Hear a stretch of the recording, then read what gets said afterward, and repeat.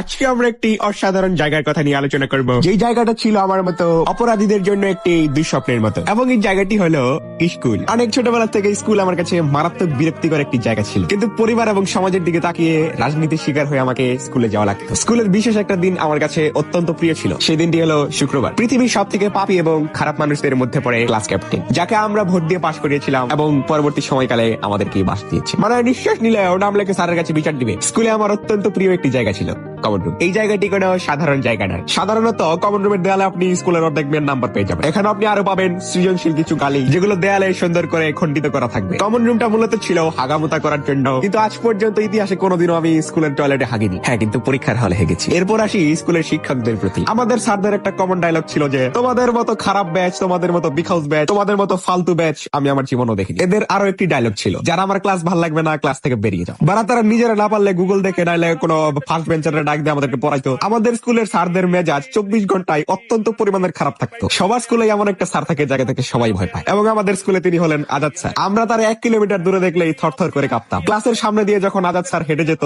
একবারে সব ক্লাস যেন চুপ। আরো একটা স্যার অবশ্যই থাকবে যিনি সবসময় গপ্প মারে। 40 মিনিটের ক্লাসের মধ্যে 39 মিনিটই শুধু তিনি নিজের সুনাম করতেন। সবার স্কুলে একটা নিরীহ স্যার অবশ্যই থাকবে, যাকে সবাই পছন্দ করে। তার ক্লাসে আমরা পিছনের বেঞ্চে বসে মুক্তিযুদ্ধ করলেও তিনি কিছু বলতেন না। স্কুল জীবনের আরো একটি দুঃস্বপ্ন ছিল পরীক্ষা, যেখানে আপনি শান্তি মতো ক্লাস করছেন, পিছনের বেঞ্চে বসে বন্ধুর বিচিতে টোকা মারছেন। ঠিক তখনই মুখে শয়তানি হাসি নিয়ে একজন নোটিশ নিয়ে আসলো, অমুক দিন থেকে পরীক্ষা শুরু হবে। যেখানে আদর্শ ছাত্ররা 2-3 বার করে সিলেবাস শেষ করে ফেলেছে, সেখানে আপনি বইয়ের কয়টা অধ্যায় তাই জানেন না। স্কুল জীবনে আমার আরেকটি প্রিয় জিনিস ছিল সাংস্কৃতিক অনুষ্ঠান, যেখানে বিভিন্ন গরু ছাগল এক হতো। স্কুলের শিক্ষকদের পোলাপানের চুল নিয়ে অনেক সমস্যা ছিল। তারা যেহেতু টাকলা, আমাদেরকে চুল রাখতে দিবেন। প্রত্যেকদিন ক্লাসে চুল চেক করা হতো, কারণ চুল যদি বড় থাকে উদুম কেলানি দেওয়া হতো। স্কুল কামাই দেওয়ার জন্য কমন অজুহাত ছিল জ্বর এবং পেট ব্যথা। বলতে ভুলে গিয়েছি, আমাদের কমন রুমে আরেকটা জিনিস হতো, পোলাপান কমন রুমে যে বেরি খেত। মাঝে মাঝে স্যাররা রেডিও দিত। আজ পর্যন্ত স্কুলে মোবাইল নিয়ে ধরা পড়েছেন নাকি কমেন্টে জানাবেন। অধিকাংশ মানুষের স্কুল জীবনে একটা না একটা প্রেম থাকতো, কিন্তু আমার মতো মানুষের ক্ষেত্রে সেই প্রেমটা হতে পারে ওয়ান সাইড লাভ। আমি আমার সেই একতরফা প্রেমের জন্য সায়েন্স নিয়েছিলাম এবং তার দেখা দেখি প্রাইভেটে ভর্তি হয়েছিলাম।